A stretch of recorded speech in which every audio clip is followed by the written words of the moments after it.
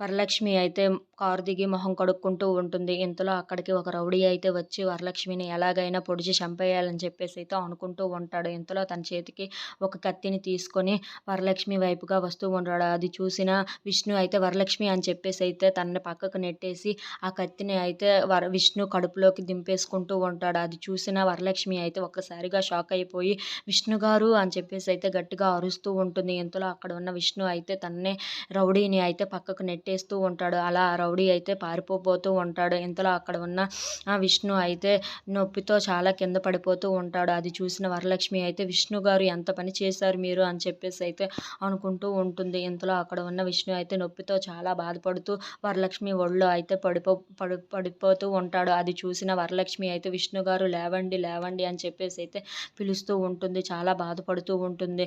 అక్కడ ఉన్న విష్ణు మాత్రం స్పృహ కోల్పోయి వరలక్ష్మి ఒడిలో అయితే పడిపోతాడు.